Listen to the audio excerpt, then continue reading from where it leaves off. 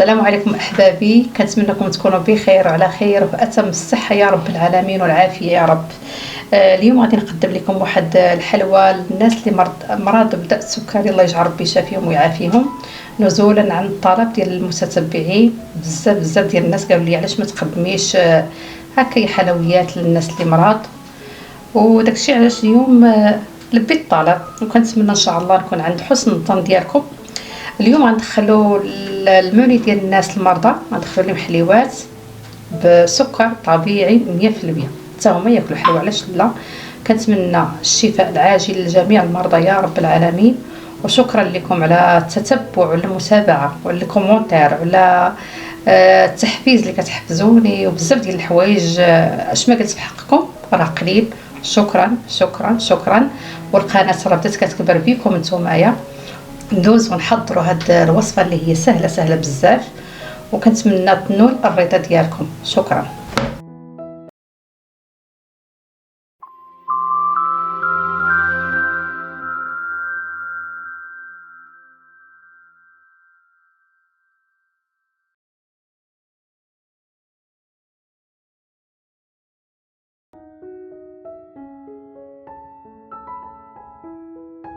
المقادير ديال الحلوى ديالنا كالتالي: عندنا واحد القشر ديال الليمون حكوكه، واحد شويه ديال الملح، نص كاس ديال عسل ديال التمر، كاس ديال زيت البلديه، وكاس كبير ديال اللوز مهرمش، وكاس حتى هو موازي ليه ديال الكوك، جوج بيضات، واحد الكميه ديال النخال كما كتشوفوا، ديك الحمراء النخاله رقيقه راه شديتها حمرتها، درت لها واحد التحميره خفيفه، ما كتاخذش اللون غامق، لان باش كتعطينا واحد البنه زوينه بزاف لهاد غريبه. وعندي واحد الساشي ديال الخميره فيها 8 غرام، واحد المعلقه ديال العسل اختياري، هذه غير التعليكه باش تجينا الغريبه معلكه مزيان من الداخل، ولوز للتزيين.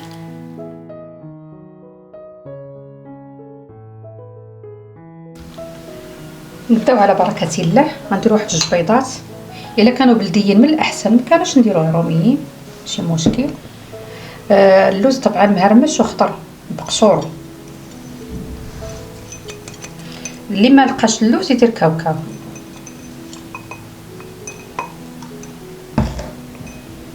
نديرو الكاس ديال الكوك،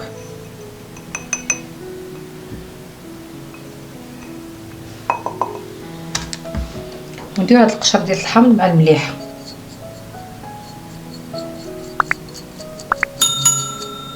غادي نخلط هاد العناصر مزيان حتى يدخلوا بعضياتهم.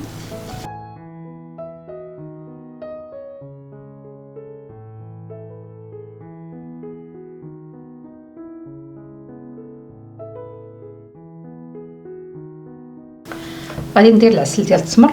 دابا ان شاء الله غادي ندير لكم واحد الفيديو عليه خاص، عنده بزاف ديال الاستعمالات لا تعد ولا تحصى.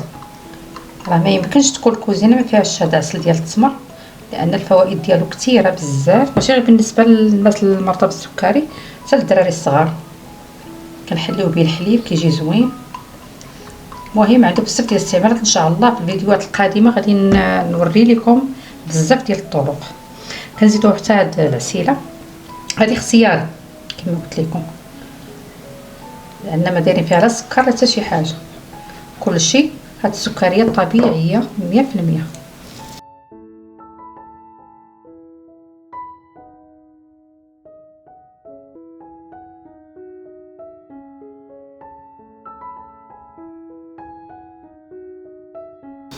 بعد ما خلطت هاد العناصر كامله غنبقى نزيد النخاله بشويه، انا كنعرفوا النخاله راه كتشرب،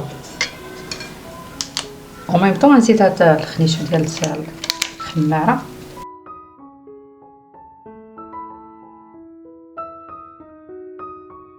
كما قلت لكم كنبقى نزيدوها بشويه.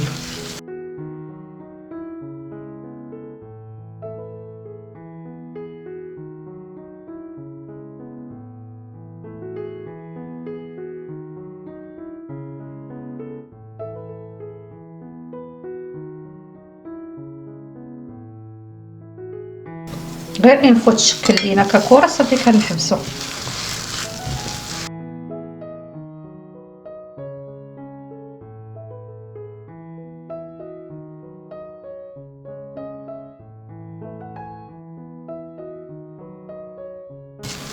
في هذه الاثناء كنكونوا سخنا الفران ديالنا مزيان.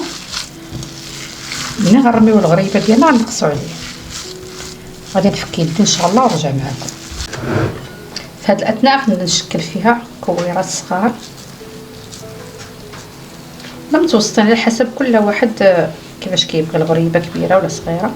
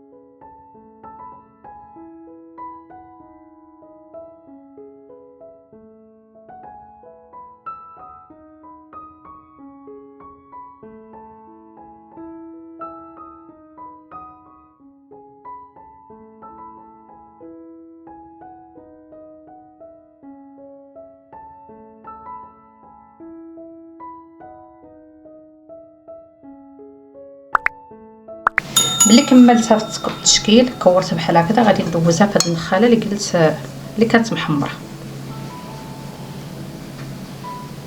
ونديرها في الطاوله.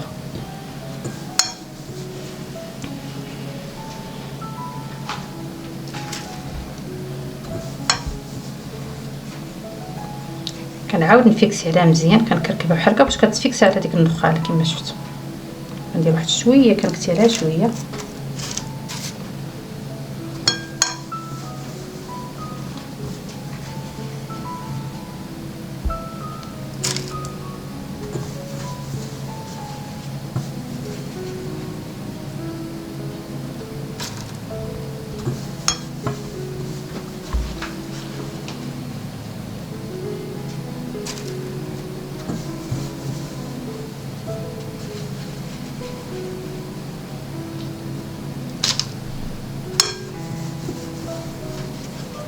كنبقى 5 مرات كنكمل هاد الكميه كامله ونتلقى بكم.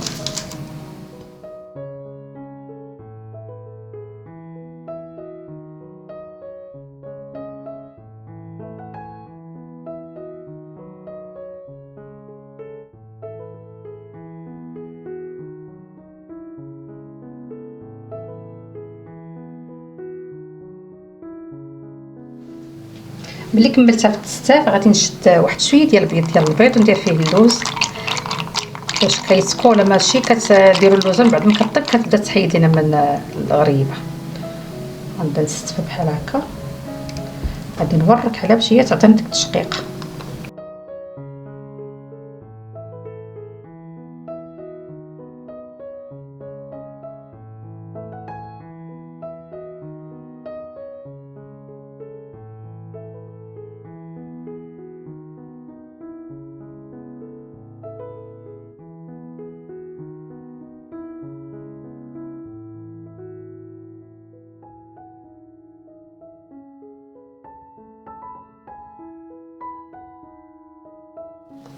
ملي كملتها في التزيين غنديرها في الفران كما قلت لكم تيكون سخون مزيان. بعد ما كنرميها كنقص على الحراره كتبقى متوسطه لي زونفيرون ديال 120 حتى 130 دوغري، ومن بعد ما طيب غنتلاقى بكم ان شاء الله.